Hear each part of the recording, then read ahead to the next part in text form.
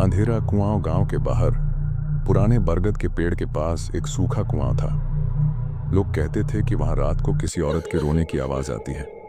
बच्चे वहां खेलने नहीं जाते थे और बूढ़े तो उस रास्ते से गुजरते हुए तक आंखें नीची कर लेते। कहते हैं उस कुएं में कई साल पहले रुक्मिणी नाम की औरत गिरकर मर गई थी, पर कोई नहीं जानता था कि वो गिरी थी या धक्का दिया गया था। एक रात गांव के 3 लड़के अमन, चिराग और दीपक ने शर्त लगाई, अगर तू सच में डरता नहीं तो आधी रात को जाकर उस कुएं में झांक के आ। चिराग ने कहा। अमन हंस पड़ा, बस इतनी सी बात, मैं अभी चला जाता हूँ। रात के 12 बजे का समय था। आसमान में चांद बादलों में छिपा था। हवा में अजीब सी ठंडक थी। तीनों के हाथों में टॉर्च थी। रास्ता सुनसान था, बस झींगुरों की आवाज आ रही थी। बरगद के नीचे पहुंचते ही दीपक फुसफुसाया, कितनी सन्नाटा है यार, लगता है लौट चलते हैं।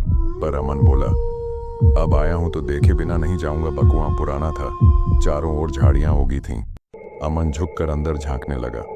टॉर्च की रोशनी नीचे फेंकी, पर कुछ नहीं दिखा, बस गहरा अंधेरा। अचानक हवा का झोंका आया, टॉर्च बुझ गई। अमन ने माचिस जलाई और उसी पल उसे लगा जैसे नीचे से कोई चेहरा ऊपर उसकी ओर देख रहा हो।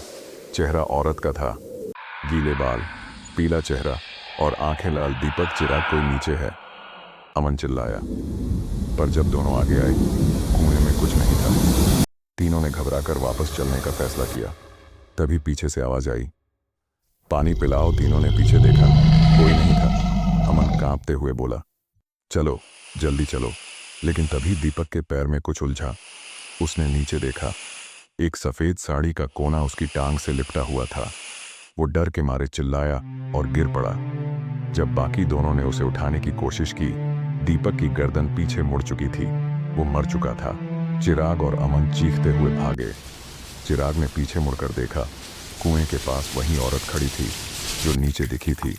उसके बाल हवा में उड़ रहे थे और होंठों से टपकता हुआ पानी जमीन पर गिरते ही धुएं में बदल रहा था। अमन और चिराग किसी तरह गांव पहुंचे। दोनों कांप रहे थे। गांव के बुजुर्ग पंडित हरिराम ने जब बात सुनी तो बोले, मैंने कहा था वो कुआं शापित है। रुक्मिणी को उसके पति ने उसी में धक्का दिया था।